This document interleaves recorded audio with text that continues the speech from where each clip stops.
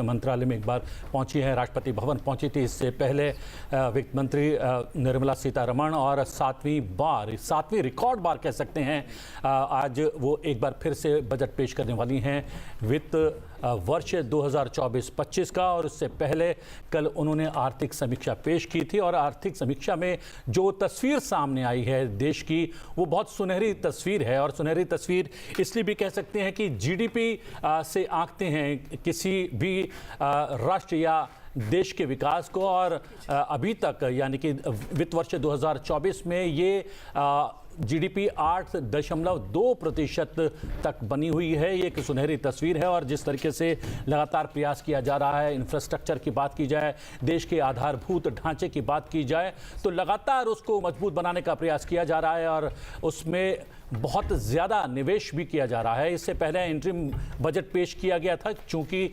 ये चुनावी वर्ष था इसलिए पूर्ण बजट पेश नहीं किया गया था। इस बार अंतरिम बजट पेश किया गया था, उसमें भी इंफ्रास्ट्रक्चर पर बहुत ज़्यादा निवेश कर रही है ये सरकार। और इस बार जो नया बजट यानी कि वित्त वर्ष 2024-25 का आम बजट पेश करने वाली हैं आज वित्त मंत्री निर्मला सीतारमण, उसमें आधारभूत ढांचे पर बहुत ज़्यादा ध्यान रखा जाएगा, ऐसा विशेषज्ञों का मानना है। और हम लगातार सीधी तस्वीरें आपके साथ साझा करते रहेंगे। अब जब वित्त मंत्री निर्मला सीतारमण बजट पेश करेंगी आज रिकॉर्ड 7वीं बार, वो भी हम आपके साथ साझा करेंगे संसद टीवी 1, संसद टीवी 2 पर, हिंदी, अंग्रेजी, अन्य भाषा में भी आप लगातार संसद टीवी पर ये आज आम बजट देख सकते हैं जब वित्त मंत्री निर्मला सीतारमण ये बजट पेश करने वाली हैं। दो विशेषज्ञ मेहमान हमारे साथ जुड़ गए हैं।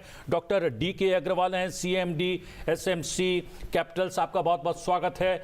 डॉक्टर रंजीत मेहता हैं, एग्जीक्यूटिव डायरेक्टर PHDCCI, आपका भी बहुत बहुत स्वागत है। लगातार हम बात कर रहे हैं आधारभूत ढांचे की और विकास का एक पैमाना होता है। डॉक्टर DK अग्रवाल, और आपने, चूंकि हम फॉर्मल बातचीत कर रहे थे यहाँ पर बैठने से पहले, और आपने कहा था कि इस सरकार का सबसे बड़ा फोकस जो है वो आधारभूत ढांचे को मजबूत करने में है। और उसकी एक तस्वीर जी बिल्कुल प्रतिबिंब, आपके सवाल का जवाब भी हम अपने विशेषज्ञ से लेंगे, लेकिन उससे पहले अपने दर्शकों को एक रिपोर्ट दिखा दें। वित्त मंत्री निर्मला सीतारमण 23 जुलाई 2024 यानी आज वित्त वर्ष 2024-25 का पूर्ण बजट पेश करने जा रही है। हेल्थ सेक्टर और तमाम सेक्टर्स के लिए लोगों की क्या उम्मीदें हम आपको दिखाएंगे, लेकिन उससे पहले दोबारा फिर चर्चा पे आ जाते हैं। प्रतिबिंब अपना सवाल दोहराइए। जी, मैंने वो जो आधारभूत ढांचे की बात की थी, आपने कहा था कि उसकी एक तस्वीर तो हमें अंतरिम बजट में देखने को मिल गई है। अब वो तस्वीर और कितनी सुनहरी हो सकती है? देखिए, कल जो इकोनॉमिक सर्वे प्रेजेंट हुआ था उसमें बड़ा क्लियर था कि इंडिया की जो इकोनॉमी है बहुत अच्छे तरह से ग्रो कर रही है। 8.2% की जो ग्रोथ है, वर्ल्ड के अंदर हाईएस्ट ग्रोइंग इकोनॉमी है इंडिया। और जितने भी मैक्रो फंडामेंटल्स हैं, अगर आप देखेंगे कि चाहे वो फिस्कल डेफिसिट है, वो जो फिस्कल कंसोलिडेशन मैप है उसके हिसाब से बिल्कुल उसी हिसाब से हम चल रहे हैं। 5.1% की फिस्कल डेफिसिट का उसमें टारगेट लिया हुआ था। देन इन्फ्लेशन है वो 5.4% का इन्फ्लेशन का रहा है पिछले साल 2023-24 के अंदर। और इवन अगर हम बात करें जो करंट अकाउंट डेफिसिट है वो भी हमारा 0.7% रहा है। तो उस हिसाब से जो इकोनॉमी है बहुत स्ट्रॉन्ग फंडामेंटल्स हैं। और वर्ल्ड के अंदर ये इंडिया ही एक ऐसा कंट्री है जिसने in spite of all geopolitical conditions, जो कि बहुत ही एक हेडविंड थी, उसके बावजूद भी इंडियन इकोनॉमी बहुत स्ट्रॉन्ग विकेट पे है, बहुत अच्छी तरह से ग्रो कर रही है। I think foundation is very very strong. और सबसे बड़ी बात है कि गवर्नमेंट ने बहुत इनिशिएटिव लिया। और जो पब्लिक इन्वेस्टमेंट है इंफ्रास्ट्रक्चर के अंदर, लगभग 9.5 लाख करोड़ का जो पिछले साल का टारगेट था, लगभग 10 लाख करोड़ का गवर्नमेंट ने स्पेंड किया है। और एक जो इंफ्रास्ट्रक्चर है उसका एक मल्टीप्लायर इफेक्ट होता है इकोनॉमी पे, और ऐसा माना जाता है कि लगभग 8 टाइम्स उसका इम्पैक्ट आता है। तो पिछले 5 साल के अंदर लगभग 42 lakh crore has been spent on infrastructure. I think that is a very big thing. और उसका जो इम्पैक्ट हमने देखा ही है कि हम पिछले 5 साल के अंदर हमारी इकोनॉमी किस तरह से ग्रो हुई है। और आज हम इतने स्ट्रॉन्ग विकेट पे है कि वर्ल्ड के किसी भी कंट्री ने वो प्रोग्रेस नहीं की जो हमने की। डॉक्टर रंजीत, यहाँ पर बात की गई है कि 42 लाख करोड़ रुपए खर्च किए गए हैं। आरबीआई ने भी एक बड़ा अमाउंट सरकार को दिया है। माना यह जा रहा है कि ये अमाउंट अभी तक तो नहीं, लेकिन अब इस बजट के बाद वो बड़े तौर पर आधारभूत ढांचे पर खर्च होने वाला है। क्या उसकी मांगी भी हमें आज जो बजट पेश होने वाला है उसमें नजर आएगी? देखिए, जैसे डॉक्टर अग्रवाल ने कहा कि इस टाइम जो है जो देश का जो आर्थिक स्थिति है, अगर मैक्रो लेवल पे देखें, हमारा फिस्कल कंसोलिडेशन बहुत अच्छा है और इस सरकार का खास ध्यान रहा है कि कैसे फिस्कल कंसोलिडेशन किया जाए। तो उसको ध्यान में रखते हुए अगर आप देखें तो अगर आप कोविड के बाद देखें तो पिछले 3 साल में 7% के इकोनॉमिक रेट से जो भारत की अर्थव्यवस्था बढ़ रही है, this is the only economy जो कि पिछले 3 वर्षों में 7% की दर से बढ़ रही है। और जो आपने बताया 2,11 करोड़ 2.11 लाख करोड़ का जो आरबीआई की तरफ से मिला है, डेफिनेटली ये एक क्वेश्चन है गवर्नमेंट के पास।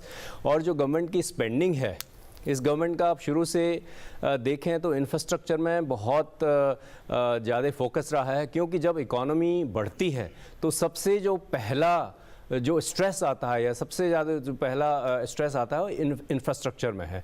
तो जो हमें अगर इकोनॉमी को, भारत को विकसित भारत बनाना है और तो उसके लिए हमें एक वर्ल्ड क्लास इंफ्रास्ट्रक्चर की ज़रूरत है और उस दिशा में बढ़ते हुए जो सरकार के कदम हैं वो चल रहे हैं। और हमें उम्मीद है इस बार भी इंफ्रास्ट्रक्चर पे खास फोकस रहेगा, क्योंकि इंफ्रास्ट्रक्चर एक ऐसा सेक्टर है, हमने रियलाइज़ किया आप इवन कोविड के टाइम में कई ऐसे वर्ल्ड की पूरी सप्लाई चेन्स जो है डिस्टर्ब हो गई थी। और इंफ्रास्ट्रक्चर से एक हमारा डायरेक्ट जो बेनिफिट होता है कि लास्ट माइल कनेक्टिविटी, आप अगर देखें इंक्लूसिव ग्रोथ तभी होगी जब पूरे गांव तक जो लास्ट आदमी बैठा हुआ गांव में उसको जो है इकोनॉमिक डेवलपमेंट का फ़ायदा हो, वही जो है इकोनॉमिक इंक्लूसिव ग्रोथ वही मानी जाएगी। और उसके लिए जो है इंफ्रास्ट्रक्चर का बहुत बड़ा योगदान है। दूसरा, अगर इंफ्रास्ट्रक्चर हमारा स्ट्रॉन्ग है तो उसमें लॉजिस्टिक जो कॉस्ट है, जो कि अगर आप देखें आज भारत में लॉजिस्टिक कॉस्ट काफ़ी हाई है और गवर्नमेंट का फोकस रहा है कि कैसे उस लॉजिस्टिक कॉस्ट को कम किया जाए। उसको कम करने के लिए हमें इंफ्रास्ट्रक्चर का ओवरऑल जो है एक इंटीग्रेटेड डेवलपमेंट करना है, जिसमें रेलवे है, रोड्स हैं, पोर्ट कनेक्टिविटी है, इनलैंड वाटरवेज है, एक मल्टी मॉडल इंफ्रास्ट्रक्चर हमें क्रिएट करना है। और मैं समझता हूँ कि इस टाइम गवर्नमेंट के पास पूरा उस वित्तीय जो कोष भी है वो भी गवर्नमेंट के पास है। तो हमें उम्मीद है इंफ्रास्ट्रक्चर में इस बार भी उतना ही फोकस रहेगा जैसे कि गवर्नमेंट पिछले 10 साल में देती आ रही है। जी बिल्कुल। और हमारे साथ ऑनलाइन एक और मेहमान जुड़ गए हैं, उनसे आपका तारुफ करवा दूं। सचिन भानुशाली, आप फॉर्मर सीईओ हैं Gateway Rail and adviser FICCI logistic committee. स्वागत है आपका संसद टीवी में। नमस्कार, धन्यवाद जी। आज उम्मीदों का दिन है, बजट का दिन है।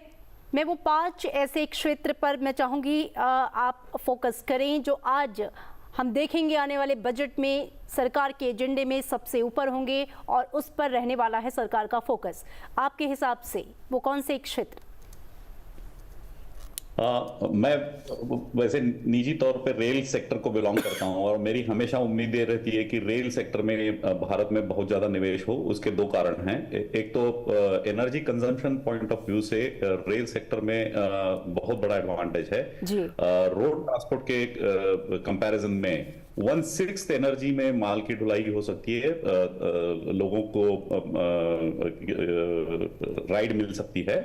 इसके अलावा यदि हम लोग एनवायरमेंट इम्पैक्ट से देखेंगे तो सबसे अच्छा एनवायरमेंट इम्पैक्ट जो है वो रेल ट्रांसपोर्ट है, वो ओशन ट्रांसपोर्ट का है। और लैंड ट्रांसपोर्ट यदि करना है पूरे भारतवर्ष में, यदि लोगों के लिए और माल के लिए यदि ट्रांसपोर्ट की सुविधा प्रदान करनी है तो रेल के अलावा मेरे ख्याल से दूसरा कोई ऐसा हमारे पास ऑप्शन नहीं है जिसमें हम लोग कम से कम एनवायरमेंट को इम्पैक्ट करते हैं। तो मेरी अपेक्षा हमेशा ही रही है कि इस क्षेत्र में निवेश सबसे ज्यादा हो। यदि आप पिछले 5 साल देखेंगे तो 1,48,000 करोड़ से लेके आज हम लोग पहुंच गए 2,62,000 करोड़ तक। और इतनी ज्यादा पूंजी यदि इस सेक्टर में और एक 5 साल के लिए लगाई जाए तो इस क्षेत्र में, रेल क्षेत्र में जो बैकलॉग रहा है वो मेरे ख्याल से हम लोग पुल अप कर पाएंगे। आप देखते हैं कि रेल के लिए पैसेंजर ट्रांसपोर्ट हो या फ्रेट ट्रांसपोर्ट हो, उसमें डिमांड की कोई कमी नहीं है।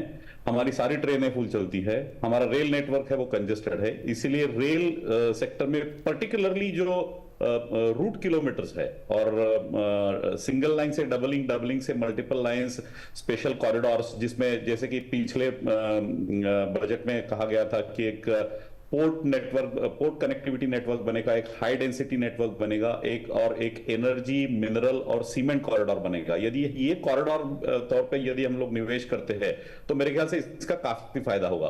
तो मेरी उम्मीद है कि इन तीनों कॉरिडोर्स पे और पैसेंजर ट्रांसपोर्टेशन के लिए जो एडिशनल कैपेसिटी बनाना जरूरी है, उसमें इस बजट में काफी अहम मुद्दा होगा। इन सेक्टर की बहुत अहम भूमिका रहेगी और इसमें की हुई लागत का जो फायदा है वो दोनों तरफ से मिलता है। डिमांड साइड पे भी आप इसमें एम्प्लॉयमेंट जनरेट करते हैं, इसके अलावा इंफ्रास्ट्रक्चर में जो भी इन्वेस्टमेंट होता है उसके कारण लॉजिस्टिक्स एफिशिएंसी बढ़ेगी, उसके कारण लॉजिस्टिक्स कॉस्ट कम आएगी। हमने ये देखा सचिन जी, जो हमारी जीडीपी ग्रोथ नज़र आ रही है उसमें कृषि क्षेत्र का बहुत बड़ा योगदान है। सरकार लगातार इस पर ध्यान भी दे रही है और मान भी रही है।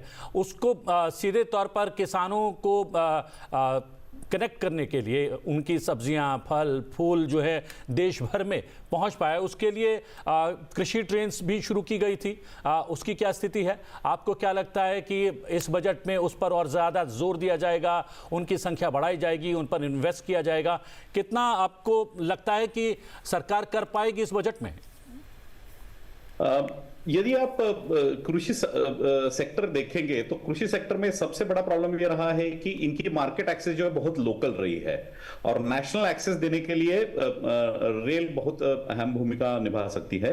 एक छोटा मैं आपको एग्जांपल दे दूंगा। नॉर्थ ईस्ट में हमें पाइनएप्पल मिलता है, अनानास मिलता है। वो वहां से अनानास जो है वो पाइनएप्पल सारे इंडिया में डिस्ट्रीब्यूट करने के लिए कोई नेटवर्क अवेलेबल नहीं है। और यदि हम लोग ये कृषि सेवा वो पैसेंजर सर्विसेज में चलने वाली पार्सल्स में या एयर कंडीशन और रेफ्रिजरेटेड ट्रेन्स में या स्पेशल एग्रीकल्चर ट्रेन जो कृषि सेवा है, कृषि सेक्टर के लिए जो सेवा है, यदि वो चलाए तो मार्केट जो है बागायत का हो या क्रॉप्स का हो, इसके लिए जो नेशनल मार्केट है उसमें काफी बढ़ोतरी आ सकती है। और इसमें जो वेस्टेजेस है, यदि हम लोग इसी को कोल्ड चेन के साथ इंटीग्रेट करें तो जो वेस्टेजेस है वो भी काफी कम हो सकते हैं। तो मेरे हिसाब से इस बजट में इसके ऊपर भी काफी एम्फेसिस रहेगा। बिल्कुल, हमने देखा है कि रेल मॉडर्नाइजेशन के ऊपर पिछले दिनों, पिछले वर्षों बहुत काम हुआ है और वंदे भारत या और भी ट्रेनों में जिस तरीके से मॉडर्नाइजेशन और स्पीड और टेक्नोलॉजी को लेकर काम किया गया है वो निश्चित रूप से रेलवे की एक सुनहरी तस्वीर देखता है। इस काम में हम और गति देखेंगे इस बजट में। साथ ही आप, चूंकि आपने बताया भी कि आप रेलवे की कोर एक्सपर्टीज से डील करते हैं, क्या कुछ चुनौतियां भी अभी आप देख रहे हैं? रेलवे भारत की लाइफलाइन कही जाती है, उस लिहाज से कुछ ऐसी चीजें जिस पर ज्यादा काम किए जाने की जरूरत है ताकि जो विजन है सरकार का रेलवे को लेकर वो पूरा हो? जी बिल्कुल। इनफैक्ट भारत एक ऐसा देश है कि जहां पे चुनौतियों की भी कमी नहीं है और जहां जहां चुनौती है वहां पे अपॉर्चुनिटी है मेरे हिसाब से। यदि आप देखेंगे तो कुछ पहलू देख लेते हैं इसके। हमारी सारी इंपॉर्टेंट ट्रेन जो है वो उनका रिजर्वेशन जो है पहले 10 मिनट में खत्म हो जाता है। किसी भी ट्रेन में आप पीक सीजन में यदि ट्रैवल करते हो तो उसके ऊपर काफी भीड़ रहती है। अनरिजर्व कंपार्टमेंट जो रहते हैं उसमें 75 लोगों के बैठने की जगह है, वहां पे हम लोग 150, 300, 500 लोग कैरी करते हैं। इसका मतलब है जितना डिमांड है उतना रेलवे मीट नहीं कर पा रही है। इसके अलावा यदि फ्रेट ऑपरेशंस आप देखेंगे तो फ्रेट ऑपरेशंस में भी औसत तौर पे यदि फ्रेट ट्रेन्स की जो स्पीड है वो देखेंगे तो वो रोड के बराबर है, करीबन 20-22 किलोमीटर प्रति घंटा के से ज्यादा नहीं है। और जब तक ये माल ढोने के लिए जो लगने वाला समय है वो काफी अंश में कम नहीं होगा, तब तक हम लोगों की लॉजिस्टिक्स कॉस्ट कम नहीं होगी। क्योंकि प्राइवेट सेक्टर पे, पर्टिकुलरली जो मैन्युफैक्चरिंग सेक्टर है, आज भी रेल को अपना ऑप्शन नहीं मानता है। ये एक विकल्प नहीं है कि जहां से मान के चलिए टेलीविजन बनाने वाले, साइकिल बनाने वाले, टूथपेस्ट बनाने वाले, आटा बनाने वाले लोग रेल से अपना माल अपने मार्केट में भेजे। इसके लिए मल्टी मोडल ट्रांसपोर्टेशन का एक एनवायरनमेंट बनना बहुत जरूरी है। मेरे ख्याल से रूट पे कैपेसिटी बनाना और मल्टी मॉडल ट्रांसपोर्ट के जरिए मैन्युफैक्चरिंग सेक्टर को, एग्रीकल्चर सेक्टर को रेफ्रिजरेटेड कंटेनर के उपाय से मैन्युफैक्चरिंग सेक्टर में पर्टिकुलरली पेरिशेबल्स को मार्केट का एक्सेस दिलवाना, ये एक बहुत अच्छा काम हो सकता है। बिल्कुल, आपको रोकना चाहेंगे इस वक्त सचिन जी। सीधे तस्वीरें हम देख सकते हैं अपनी टीवी स्क्रीन पर, वित्त मंत्री निर्मला सीतारमण वित्त मंत्रालय से बाहर आते हुए, और सबसे महत्वपूर्ण उन्होंने अपने हाथों में लिया हुआ है वही बही खाता जिसे उन्होंने नाम दिया था, लेकिन अब वो डिजिटल रूप ले चुका है।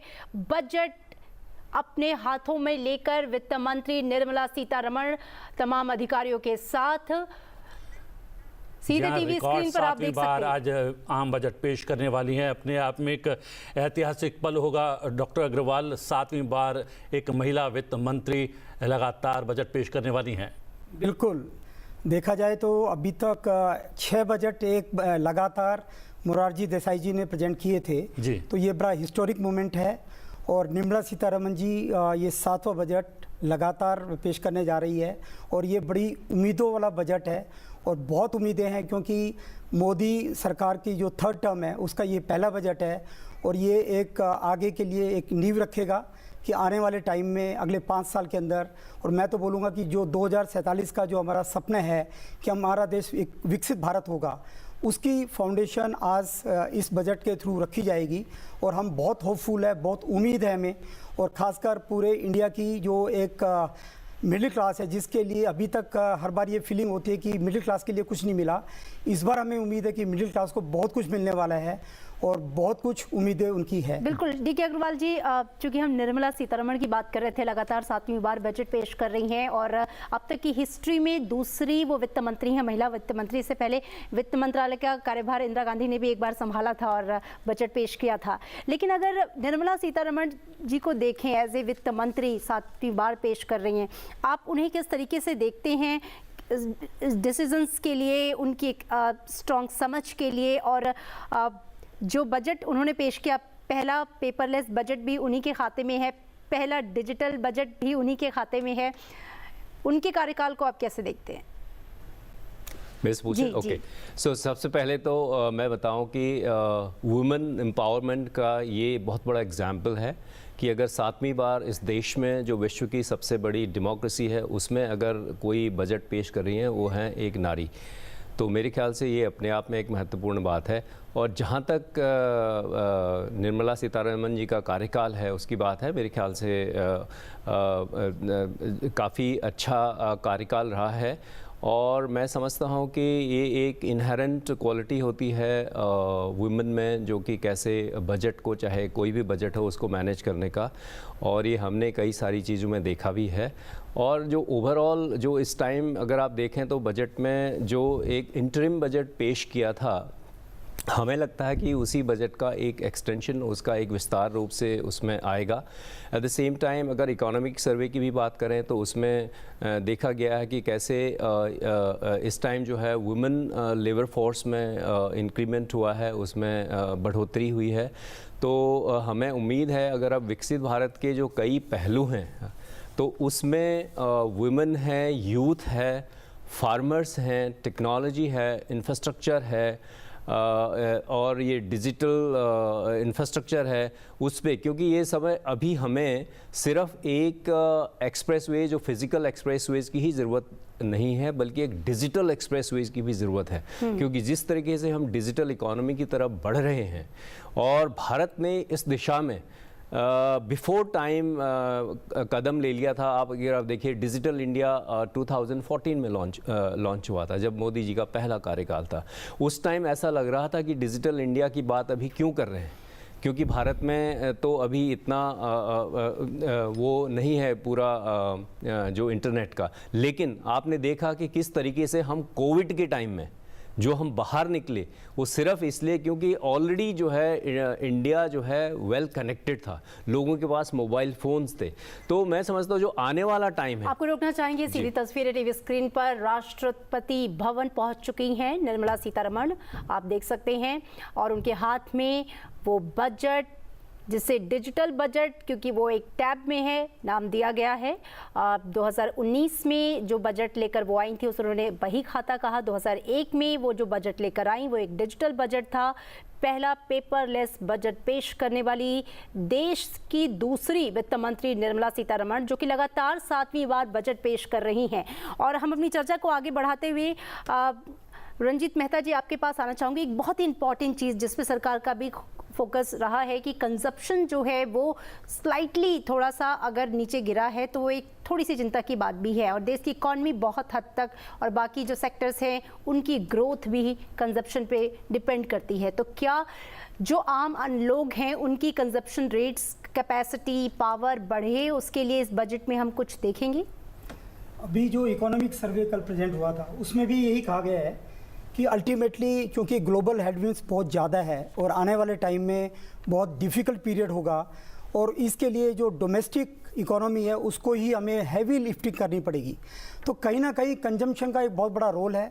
इंडिया एक बहुत बड़ा मार्केट है और यहाँ पर लोगों की जो डिस्पोजेबल इनकम है उसको बढ़ाने के लिए मुझे लगता है इस बजट में काफ़ी उपाय आएंगे। और ख़ासकर मैं उम्मीद कर रहा हूँ कि इस बजट के अंदर पर्सनल टैक्सेशन के अंदर जो एक बेसिक एग्जेम्पशन लिमिट है, जो अभी पुरानी पॉलिसी के अंदर 2.5 लाख है, और जो नई रिजीम है टैक्सेशन रिजीम उसके अंदर 3 लाख का जो बेसिक एग्जेम्पशन लिमिट है, मेरा मानना है कि ये कम से कम 5 लाख रुपए इस बजट में होगी, और जिससे कि लोगों के पास एक डिस्पोजेबल इनकम बढ़ेगी और वो कंजम्पशन को बढ़ावा देगी।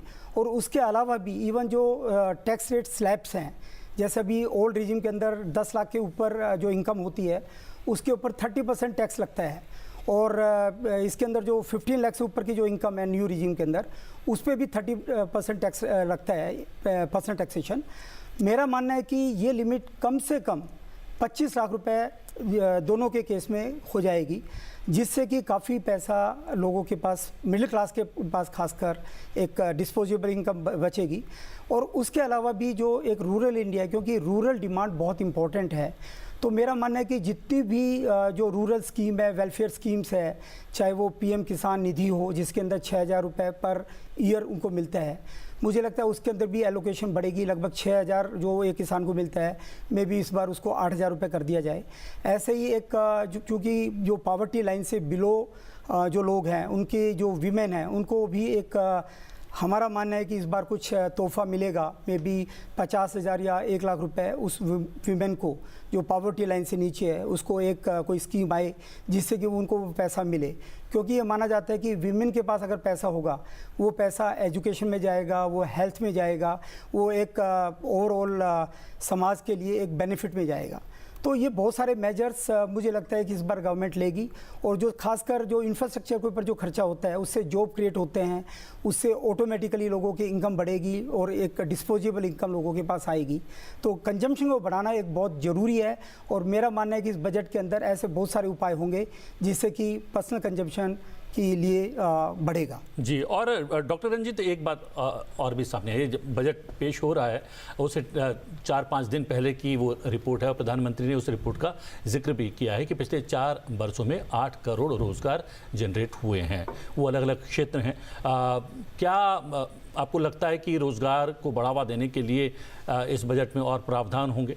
और सरकार का, और विशेष रूप से प्रधानमंत्री नरेंद्र मोदी का इस बात पर भी जोर होता है कि आप नौकरी करने वाले नहीं, नौकरी देने वाले बने। तो चूंकि अभी हमारे बैंक्स की स्थिति बहुत सुदृढ़ है, लोन्स देने में पिछले दिनों देखा कि थोड़ा सा उन्होंने अपना हाथ रोक रखा था। अब क्या लोन्स देने में भी कुछ रियायत बरती जाएगी जिससे रोजगार देने वाले बने हमारे युवा? जी बिल्कुल, ये आपने बहुत अच्छी बात पूछी। इकोनॉमिक सर्वे में भी इस बात का जिक्र है कि हमारा अनएम्प्लॉयमेंट रेट जो है डाउन आया है। दैट मीन्स कि हम एम्प्लॉयमेंट कई सारे लोगों को मिली है, जो आपने आंकड़ा दिया 8 करोड़ का पिछले 3-4 वर्षों में। देखिए, जो रोज़गार है उसके लिए हमें एक तो एमएसएमई सेक्टर है। अगर आज हमारे देश में करीब 6.5 करोड़ एमएसएमईज़ हैं और जिसमें कि 99% ऐसे MSMEs हैं जो कि माइक्रो हैं। तो अगर हम आप देखें MSME में फोकस करेंगे तो एक MSME अगर एक जॉब भी क्रिएट कर सकता है तो 6.5 करोड़ जॉब तो डायरेक्ट इस तरीके से क्रिएट किए जा सकते हैं।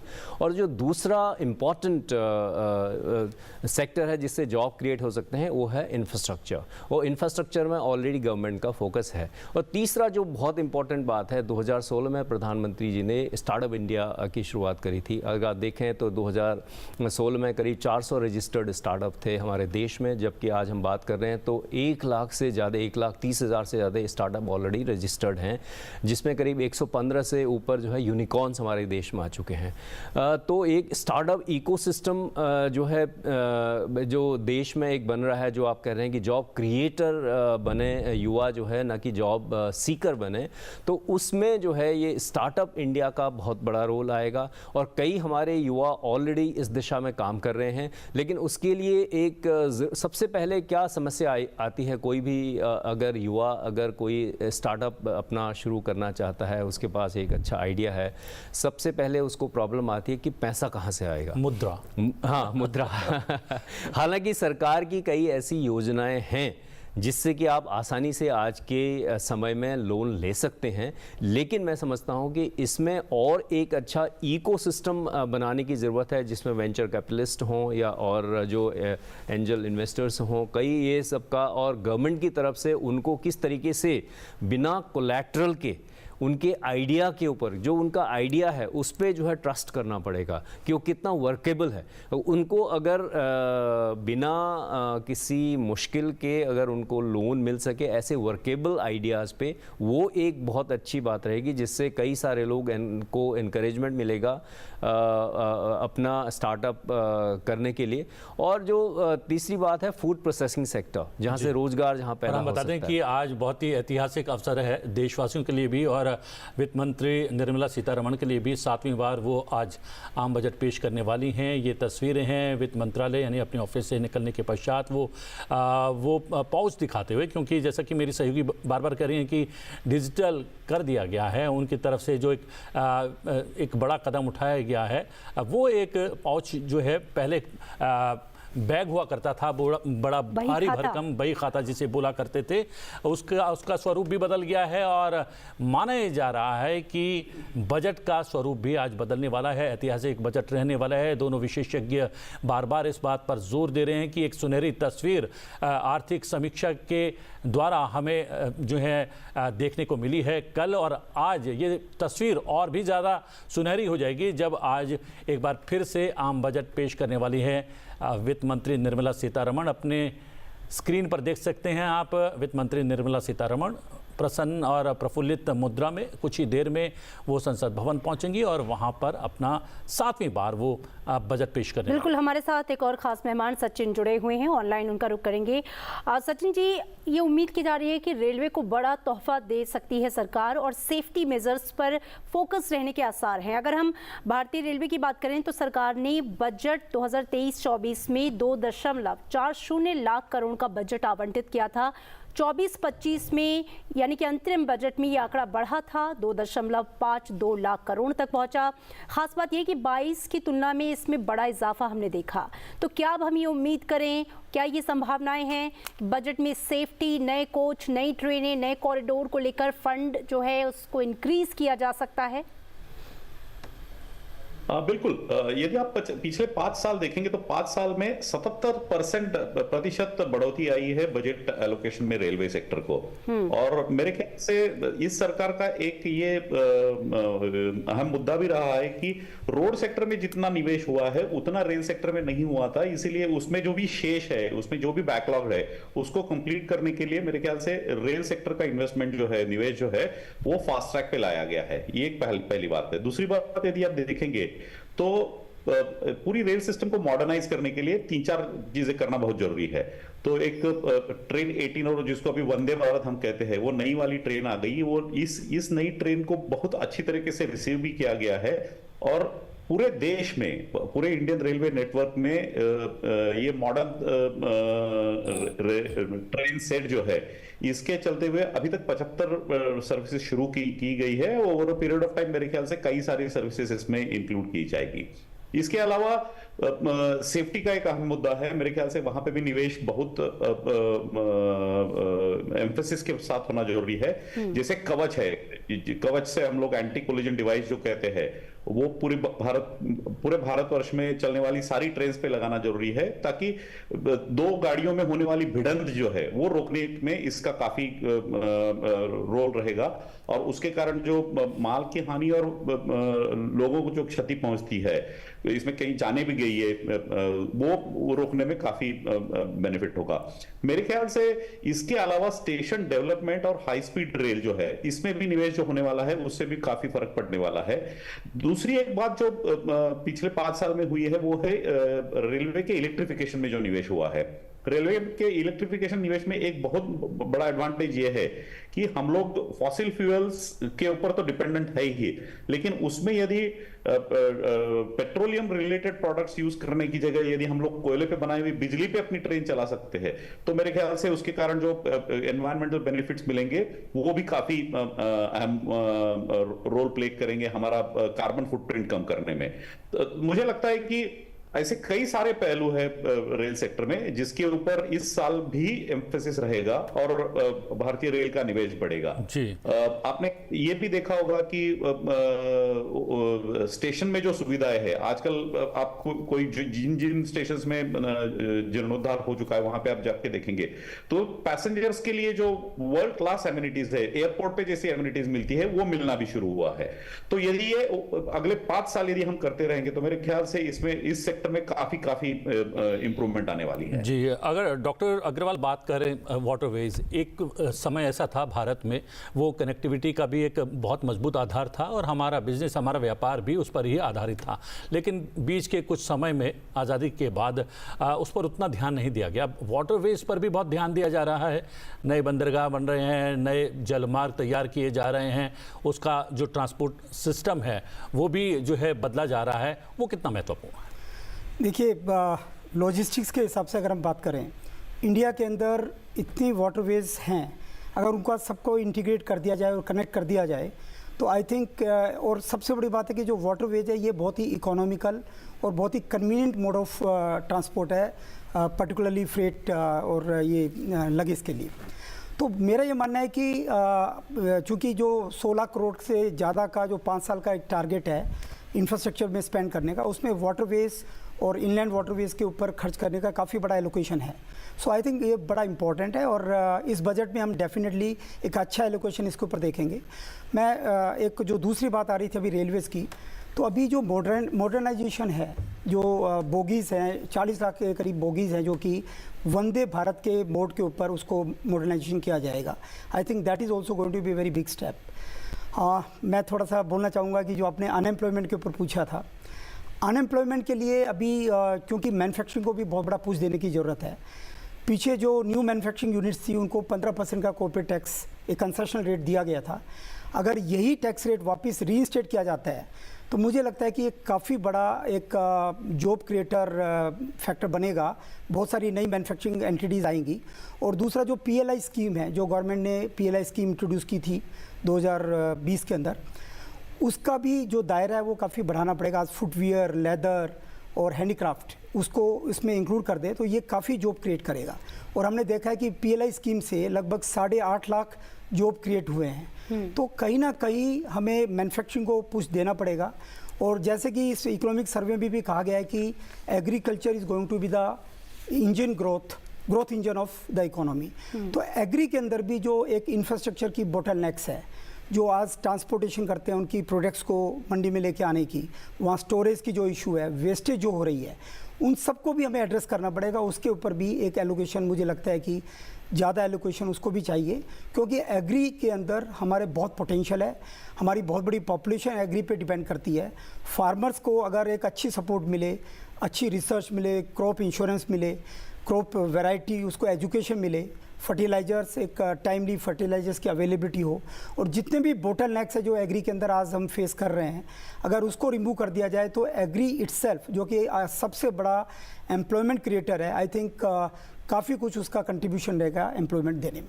रंजीत जी, एंट्रीम बजट में सरकार का फोकस गरीब, युवा, अन्नदाता और नारी शक्ति पर रहा, जैसा कि आप लोग ने पहले भी जिक्र किया। क्या इसी का हम और अपडेटेड वर्जन या और इसमें योजनाओं के साथ इस पर और फोकस करते हुए कुछ और चीज़ों को जोड़ते हुए इस बजट में देखेंगे, जिसमें पीपल सेंट्रिक अप्रोच और ग्रोथ की बात है? जी बिल्कुल, ये जो ज्ञान GYAN है, आपने बिल्कुल सही कहा, और ये जो है एक विकसित भारत का फंडामेंटल पिलर्स हैं, क्योंकि अगर हम विकसित भारत की परिकल्पना कर रहे हैं तो ये जो गरीब, जो आपने बोला गरीब, अन्नदाता और यूथ, जो ज्ञान एक ओवरऑल है, इस पे डिपेंड, नारी शक्ति, तो इस पे जो है डेफिनेटली ये डिपेंडेंट है। और ये देखिए कि कहीं भी सबसे पहले तो भारत में अब अन्नदाता की बात करें, किसान, ये हमारे देश के करीब 60% लोग अभी कृषि में लगे हुए हैं, तो जिसमें कि जो इकोनॉमिक कंट्रीब्यूशन है इकोनॉमी में वो 14% है। दैट मीन्स ये 60% जो हमारे लोग हैं उनकी प्रोडक्टिविटी सिर्फ 14% जो है इकोनॉमी में कंट्रीब्यूट कर पा रहे हैं। ये हमें एक बहुत बड़ा गैप है। अब इसको दूर करने के लिए क्या है, आप लैंड तो लिमिटेड है, you can not increase the land, आप बढ़ा नहीं सकते, तो हमें क्या करना है कि जो पर हेक्टेयर जो प्रोडक्टिविटी है उस पर फोकस करना पड़ेगा।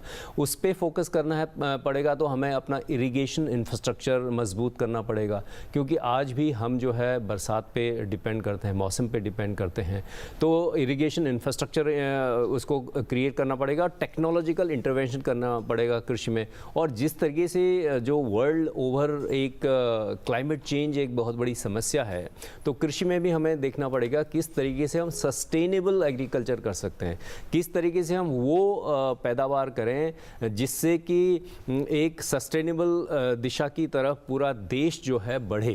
क्योंकि भारत ने ऑलरेडी कमिट किया है कि करीब 45% जो है कार्बन एमिशंस हम कम करेंगे बाय 2030। तो इसमें तो जो ओवरऑल हमें पूरी इकोनॉमी में, चाहे वो ट्रांसपोर्ट सेक्टर हो, चाहे वो एग्रीकल्चर सेक्टर हो, चाहे वो मैन्युफैक्चरिंग हो, तो सबको एक साथ इसमें जोर लगाना पड़ेगा। और नारी शक्ति में, जो वुमेन एम्पावरमेंट में सरकार का एक बहुत बड़ा फोकस रहा है, और कई ऐसी सारी स्कीम्स हैं, जैसे जेम पोर्टल में भी वुमेन के लिए 5% एक्स्ट्रा जो है वहाँ पे रिजर्वेशन है कि उन्हीं से लिया जाएगा, जो हमारे PSUs जो है प्रिक्योर करते हैं, गवर्नमेंट डिपार्टमेंट में प्रिक्योर करते हैं। और कई ऐसी स्कीम्स हैं जहाँ पे कि हमने देखा कि ओवरऑल जो है वुमेन्स को काफ़ी प्राथमिकताएँ दी जा रही हैं और उनको एम्पावर किया जा रहा है। क्योंकि हमारा ये मानना है जब तक वुमेन एम्पावरमेंट नहीं होगा तब तक हम एक स्ट्रॉन्ग सोसाइटी की तरफ नहीं बढ़ सकते जी। और इसका सचिन भानुशाली जी लगातार बने हुए हैं और रेलवे को लेकर उनसे बात हो रही है। सचिन जी, आपने कहा कि आधारभूत ढांचे का एक बहुत महत्वपूर्ण हिस्सा है रेलवे, आपने कहा कनेक्टिविटी का बहुत महत्वपूर्ण हिस्सा है। हमने ये भी देखा है कि पिछले कुछ दिनों में एक वक्त ऐसा था कि हम दूसरे देशों से रेल कोचेज आयात किया करते थे, अब हम देश में ही उसका निर्माण कर रहे हैं, स्वदेशी कोचेज बना रहे हैं और बहुत आधुनिक किस्म के कोचेज बना रहे हैं, और अब उसका हम एक्सपोर्ट भी करने लगे हैं। तो क्या एक्सपोर्ट भी सुधर जाएगा, बेहतर होगा रेलवे के माध्यम से, माना जाए? यदि आप रेलवे के प्रोडक्शन यूनिट देखेंगे तो कोचेस का सप्लाई जो है वो हमेशा रेलवे के प्रोडक्शन यूनिट्स ने किया हुआ है। और स्वावलंबन एक एरिया ऐसा है जहां पे रेलवे कोचेस हमेशा रेलवे ने अपने प्रोडक्शन यूनिट्स में बनवाए हैं। पिछले 10 सालों में आपने देखा होगा कि ICF टाइप के कोचेस जो है उनको रिप्लेस करके LHB जो मॉडर्न कोचेस है, ये नई टेक्नोलॉजी से बने हुए कोचेस जो है उनकी प्रोडक्शन बढ़ रही है, और उसके कारण ICF कोचेस पे से चलने वाली ट्रेन के से हटकर हम लोग अभी LHB कोचेस की ओर बढ़ रहे हैं। इसके लिए एक्सपोर्ट का पोटेंशियल बहुत अच्छा है। और यदि आप रीजन में देखेंगे, साउथ एशिया रीजन में देखेंगे, तो बांग्लादेश को हम लोग ये कोचेस प्रोवाइड करते हैं। इसके अलावा अफ्रीका में कई जगह पे हम लोगों ने रेल कोचेस प्रोवाइड किए हैं। और आज तक रेल कोचेस बनाने में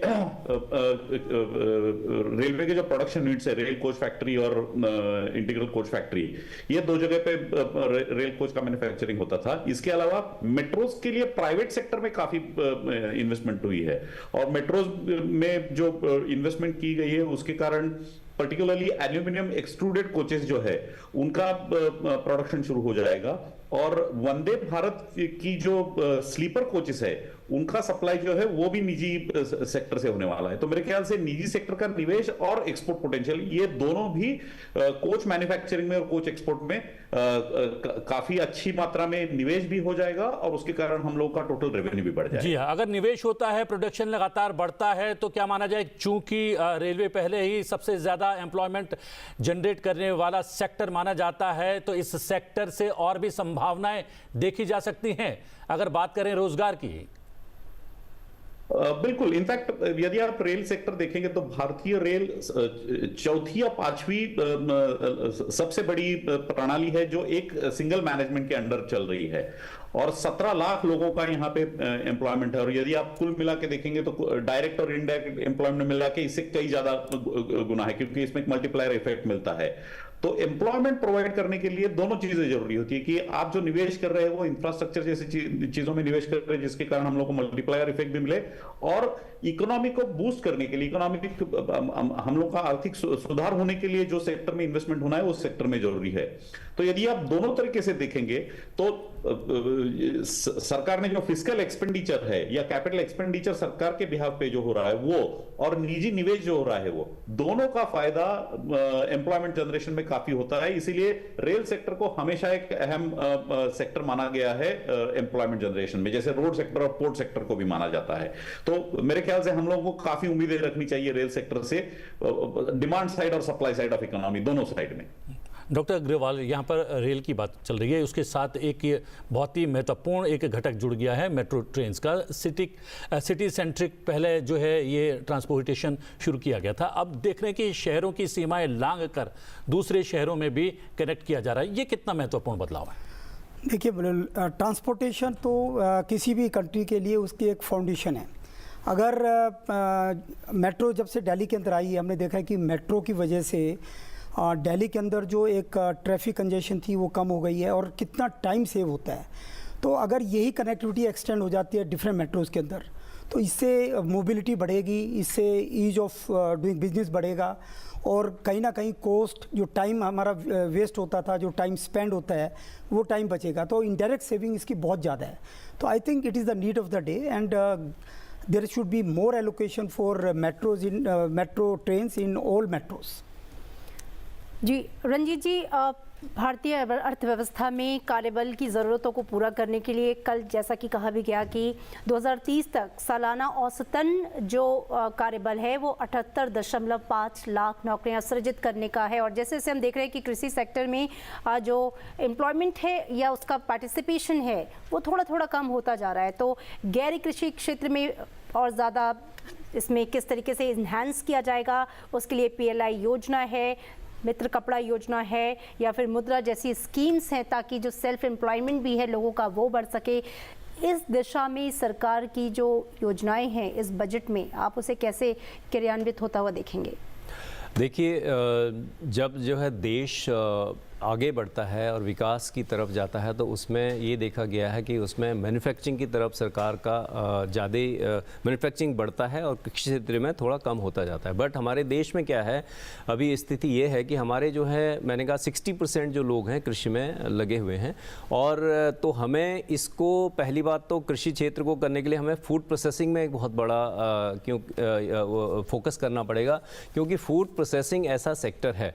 अब आप देखिए, एक आलू है, एक आलू जब आप उससे कितने पैकेट चिप्स बन सकते हैं, और चिप्स की कीमत है आपके मिनिमम 10 रुपये।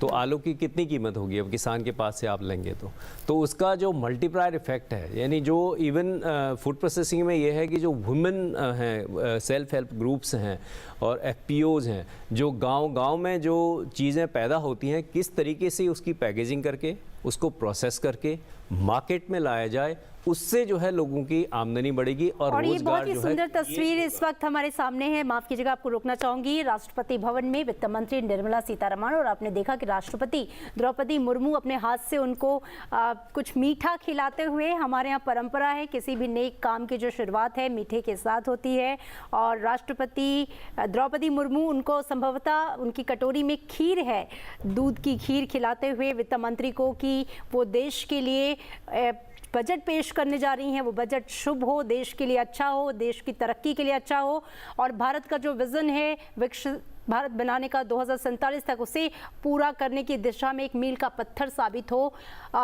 ये तस्वीरें राष्ट्रपति भवन से सीधे आपके टीवी स्क्रीन पर आप देख सकते हैं। वित्त मंत्री निर्मला सीतारमण को राष्ट्रपति भवन में राष्ट्रपति द्रौपदी मुर्मू के साथ इस वक्त तमाम अधिकारी वहां पे वित्त मंत्रालय के मौजूद हैं। फोटो सेशन भी हो रहा है और मीठा भी मीठा तो जुड़ा हुआ है कहीं ना कहीं हमारी परंपरा के साथ, बजट की परंपरा के साथ। पहले हलवा बनाया जाता है, उसके बाद जो है पूरा प्रोसेस शुरू होता है बजट का, और आज हम देख रहे हैं कि स्वयं राष्ट्रपति वित्त मंत्री को मीठा जो है यहाँ बिल्कुल प्रतिबिंब। जो आपने मीठे की परंपरा की बात की, तो हलवा सेरेमनी होती है वो बजट पेश करने के 4-5 दिन पहले जो होती है, उसकी भी अपनी कहानी है।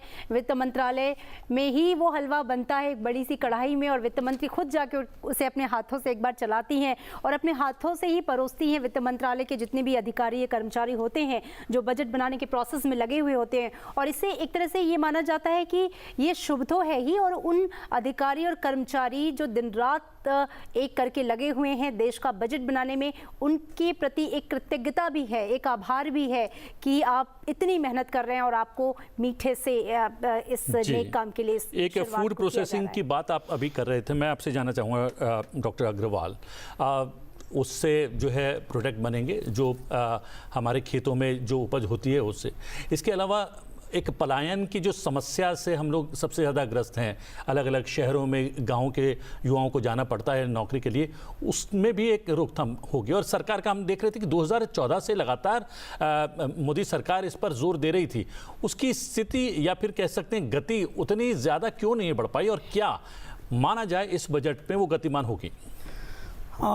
उस पलायन को रोकना है तो हमें जहाँ पर जो लोग हैं वहीं पर इंडस्ट्री हम बनाएं जी, तो इस तरह के हमें क्लस्टर्स बनाने पड़ेंगे। और मैं बोलूँगा कि वो फूड प्रोसेसिंग का जिक्र आया है यहाँ पर, रंजीत जी ने किया, इसलिए मैंने अभी इसको आई थिंक ये फूड प्रोसेसिंग इंडस्ट्रीज़, क्योंकि जो गाँव है हमारे वहाँ पर एग्रीकल्चर की जो प्रोड्यूस होती है, तो फूड प्रोसेसिंग इंडस्ट्रीज़ अगर वहाँ पर सेटअप की जाए, एक क्लस्टर बनाया जाए, क्योंकि उनको बहुत सपोर्ट की ज़रूरत है उधर, तो एक एनेबलिंग इंफ्रास्ट्रक्चर क्रिएट किया जाए, और जिससे कि वहाँ पर स्टोरिंग फैसिलिटी, ट्रांसपोर्टेशन, इवन जो एक एनेबलिंग एनवायरनमेंट है, वो स्टेट गवर्नमेंट की भी रिस्पॉन्सिबिलिटी है। मुझे लगता है कि कुछ एलोकेशन इस तरह से किया जाए जो स्पेसिफिकली टारगेटेड हो to create that kind of infrastructure by the state near the rural area जहाँ पर कि एग्री प्रोड्यूस होती है।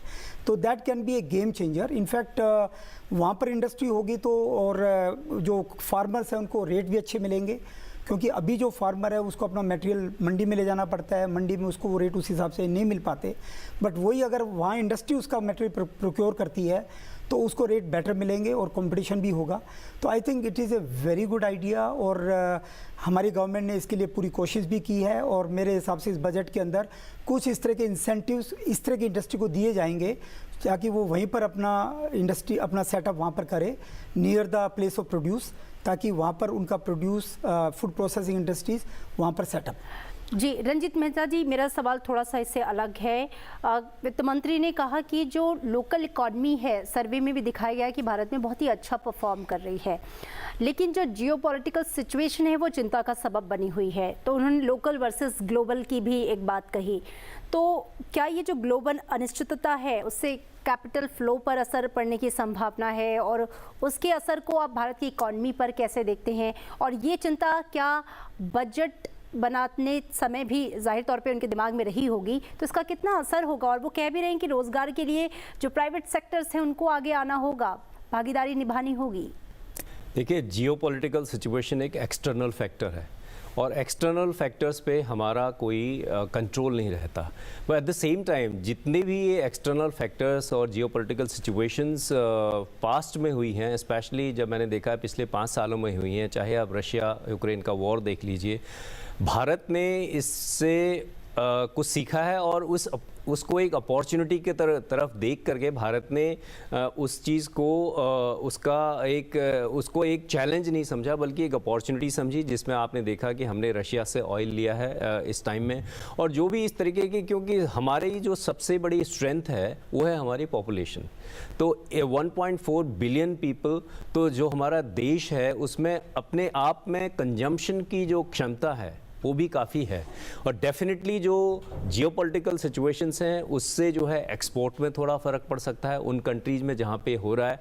एट द सेम टाइम बीच में आप रेड सी की प्रॉब्लम हो रही थी, उससे भी उसमें असर पड़ता है। जियोपॉलिटिकल सिचुएशन से ज़रूर हमारे एक्सपोर्ट्स वगैरह में फ़र्क पड़ता है। एट द सेम टाइम हमने देखा है कि पिछले वर्षों में जितना भी FDI भारत में हुआ, क्योंकि आज अगर पूरे विश्व में देखें तो लोग पैसा कहाँ लगाएंगे, पैसा वहाँ पे लगाएंगे जहाँ पे स्टेबिलिटी है, जहाँ पे कंटिन्यूटी है, जहाँ पे एक बिजनेस एनवायरनमेंट जो है बेहतर होता जा रहा है, जहाँ एक बड़ा बाजार है, एक बहुत बड़ा बाजार है। ये सारी चीज़ें जो एक इन्वेस्टर देखता है किसी भी इकोनॉमी में पैसा लगाने से पहले, वो सारी चीज़ें आज भारत में उपलब्ध हैं। तो मैं समझता हूँ कि इससे कोई थोड़ा बहुत जो टेम्पररीली उसमें इम्पैक्ट पड़ सकता है, बट लॉन्ग टर्म में लोगों को पता है भारत एक ऐसी इकोनॉमी है, क्योंकि दुनिया की सबसे बड़ी democracy, judicial system, very trusted judicial system, और इतना बड़ा देश जिसमें कंजम्पशन इतना है, और जो स्टेबिलिटी है, पॉलिटिकल स्टेबिलिटी, कॉन्टिन्यूटी, ये सब चीज़ें जो है भारत को एक बहुत ही अट्रैक्टिव डेस्टिनेशन बनाते हैं इन्वेस्टमेंट के लिए। और इससे हमें उम्मीद है आने वाले टाइम में भी जिस तरीके से हमारा FDI भारत में आ रहा है और वो अपना कंटिन्यू रहेगा। ये हमने पिछले बार भी देखा है, आने वाले वक्त में भी हमें उम्मीद है दिस विल कंटिन्यू, इसलिए उसमें कोई खास देखिए इकबाल जी, मैं कुछ ऐड करना बिल्कुल ऐड करिए। और ये एक सवाल मेरा इसमें आप ऐड कर लीजिए कि समीक्षा में क्या है कि कॉर्पोरेट सेक्टर ने बहुत अच्छा परफॉर्म किया है और सरकार को इस सेक्टर से बहुत ज़्यादा उम्मीदें भी हैं। वो तो ये भी कह रहे हैं कि रोजगार सृजन के लिए आप आगे आइए और सरकार के साथ हाथ मिलाइए। तो कॉर्पोरेट सेक्टर कितना बूम करेगा आगे? आर्थिक सर्वेक्षण में तो बहुत अच्छी तस्वीर पेश की गई है, और इस सेक्टर्स के लिए सरकार की तरफ से क्या तोहफे? देखिए, ये सबसे पहले ये मैं बोलना चाहूँगा कि जो कॉर्पोरेट सेक्टर है, क्योंकि अभी तक जो इन्वेस्टमेंट हुआ है वो पब्लिक सेक्टर ने किया है, गवर्नमेंट ने इन्वेस्टमेंट किया है, बट अब बोलते हैं कि वो बैटन आपको प्राइवेट सेक्टर को दे दी है। Now private sector has to come forward, take this baton and move ahead. और इसके लिए जो सपोर्ट के जैसे एक एक्सपेक्टेशन है इस बजट के अंदर, जैसे मैंने कहा कि मैन्युफैक्चरिंग को पुश देना है, तो हमें 15% का जो एक कंसेशनल कॉर्पोरेट टैक्स जो पीछे दिया गया था उसको रीस्टेट अगर कर दिया जाए तो उससे बहुत बड़ा इन्वेस्टमेंट प्राइवेट सेक्टर का आएगा। ऐसे ही PLI स्कीम, जो कि एक उसका जो कवरेज है वो और सेक्टर्स में कर दी जाए, और PLI जो स्कीम है वो बहुत ही फ्रूटफुल हो रही है, उसको बढ़ावा दिया जाए। मुझे लगता है कि ये दो चीज़ अगर इस बजट में होती है, डेफिनेटली प्राइवेट सेक्टर के लिए बहुत बड़ा बूस्ट मिलेगा। और एक तीसरी चीज़ जो इकोनॉमिक सर्वे ने बोला है वो ये है कि अभी तक हम चाइना को बिल्कुल इग्नोर, हमने बिल्कुल रेस्ट्रिक्ट कर दिया है। तो यहाँ पर क्या है कि चाइना, ऑफ कोर्स हम चाइना से इंपोर्ट ना करें। एक बार फिर आपसे रुकना चाहेंगे, एक और महत्वपूर्ण तस्वीर, क्योंकि आज की हर एक तस्वीर अपने आप में इतिहास है। 7वीं बार निर्मला सीतारमण बजट पेश कर रही हैं और संसद भवन पहुंच चुकी हैं। सीधी तस्वीरें आपके सामने, वित्त मंत्रालय के अधिकारियों के साथ और चीफ इकोनॉमिक एडवाइजर के साथ तमाम लोग उनके साथ मौजूद है। और संसद भवन परिसर के सामने द्वार पर वित्त मंत्री अपने हाथ में बजट लिए हुए, डिजिटल बजट, भारत की डिजिटल तस्वीर को पेश करता हुआ, उसे दिखाते हुए, मीडिया के सामने तस्वीर खिंचवाते हुए, और अब इसके बाद वो संसद भवन के भीतर प्रवेश करेंगी। सुबह 11 बजे का वक्त निर्धारित किया गया है। बहुत ही कम वक्त बचा है जब देश का बजट, केंद्रीय बजट, यूनियन बजट, जिसे संविधान में वार्षिक वित्तीय विवरण कहा गया है, वो पेश किया जाएगा। और पूरे देश की जो जनता है वो कहीं ना कहीं प्रतिबिंब इंतजार कर रही है कि आज बजट के इस पिटारे से उनके लिए क्या कुछ सामने आएगा। इंतजार इसलिए भी कर रही है पूरी जनता, क्योंकि ये एक आधार होने वाला है 2047 के विकसित भारत का। एक खाका खींचा जाएगा, एक ब्लूप्रिंट होगा माना जा रहा है। और जिस तरीके से एक सुनहरी तस्वीर इकोनॉमिक सर्वे में सामने आई है, और उसी को आधार बनाकर या फिर उसी ट्रैक पर सरकार जो है आर्थिक अपनी नीतियों को जारी रखेगी माना जा रहा है। यहाँ पर अब बात चल रही थी कि जिस तरीके की वैश्विक परिस्थितियां हैं उससे जो है एक्सपोर्ट पर थोड़ा सा असर पड़ेगा, एक्सपोर्ट भी नहीं इंपोर्ट पर भी असर पड़ेगा और इसीलिए लगातार प्रधानमंत्री का जो है वोकल फॉर लोकल पर जो है फोकस है और क्लीन एनर्जी पर भी वो ज़्यादा इसलिए फोकस कर रहे हैं कि हम ईंधन पे या फिर ऊर्जा के क्षेत्र में दूसरे देशों पर जो निर्भर है वो निर्भरता कम हो जाए। डॉक्टर अग्रवाल, क्या है बात से? देखिए, मैं पहले जो बोल रहा था कि चाइना का जो अभी हमें जैसे वहाँ से इंपोर्ट हम नहीं करते हैं, बट वहाँ का काफ़ी कुछ FDI अगर इंडिया में आता है, अगर हम उसको अलाउ करते हैं तो इंडिया के अंदर प्रोडक्शन होगा और then we export to other countries. तो सेकेंडली मतलब मेरा ये पर्सनल मानना है कि कहीं ना कहीं हमें अपनी जो इंडस्ट्री है उसको सपोर्ट करने के लिए चाइना फैक्टर हमें नज़रअंदाज नहीं कर सकते। चाइना का जो, क्योंकि अभी वर्ल्ड की जो स्थिति है उसमें FDI के फ्लोज काफ़ी कम हो गए हैं और इंडिया की जो पोजीशन है उसमें चाइना से बहुत बड़ा पैसा आ सकता है। लेकिन एक चुनौती है, व्यापार घाटा लगातार बढ़ता जा रहा है, उस पर भी लगाम कहीं ना कहीं कसने की आवश्यकता है।